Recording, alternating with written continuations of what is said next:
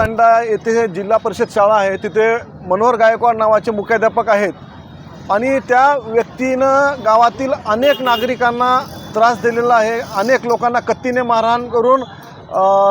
मारहाण करून त्याच्यावर गुन्हे दाखल आहेत आणि त्याला न्यायालयानं सजा दिलेली आहे। काही न्यायालयाची ऑर्डर आहेत आमच्याकडे आणि याचे पुरावे आम्ही 17/10ला आम्ही 17/7ला मॅडमला दिलो, शिवसाहेबांना दिलो आणि त्याच्यानंतर तो व्यक्ती हा एकाच दिवशी शाळेत पण हजर राहिला, शाळेचा पगार उचलला आहे आणि कोर्टात न्यायालयात पण हजर आहे।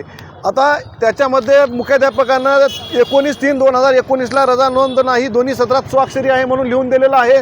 त्याच्यानंतर त्याच व्यक्तीचे हाजरीपट मागवल्या, हाजरीपटावर त्याच्या स्वाक्षरी आहेत दोन्ही सत्रामध्ये।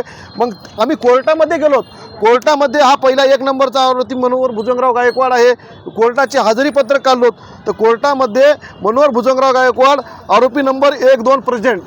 तर हा व्यक्ती शासनाची दिशाभूल केला, शासनाच्या शिस्तभंग समितीचं नियमाचं वर्तवणुकीचं भंग केला, तर त्याला तात्काळ निलंबित करायचं सोडून देऊन गट शिक्षण अधिकारी नायगाव दर्शनवाड आणि शिक्षण अधिकारी फुटाणे मॅडम हे त्यांच्या राजकीय लोकांच्या दबावाला बळी पडून आणि शिक्षकाच्या दबावाला बळी पडून त्याच्यावर कुठलीच कारवाई करत नसल्यामुळं आज आम्हाला सारखं 2 महिन्यापासून हे पाठपुरावा करून काय पूर्ण हे करून पण कुठला न्याय मिळाला नसल्यामुळं आम्हाला आज आमरण उपोषणाला बसायची वेळ आलेली आहे आणि शिक्षण विभागाचा अपयश आहे आणि शिक्षण विभागाच्या अपयशाकडे मुख्य कार्यकारी अधिकारी साहेबाचं दुर्लक्ष आहे आणि त्यामुळे आज आम्हाला उपोषणाला बसायची वेळ आलेली आहे।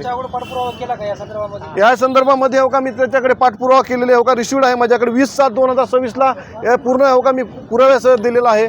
यांच्याकडून कुठलीच कारवाई नाही, पुराव्यासह हो का सर्व पुरावे आहेत हो काय। पुन्हा त्यांच्याकडे हो का आणखी तक्रार केलेली आहे।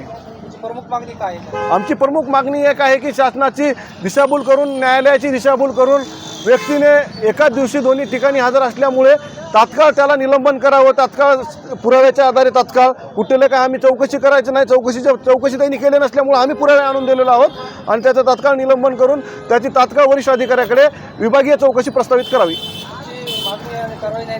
नाही, माझं आमरण उपोषण चालू आहे, माझा जीव गेला तर इथं हरकत नाही, मी इथंच बसणार आहे, मला न्याय भेटेपर्यंत मी उठणार नाही।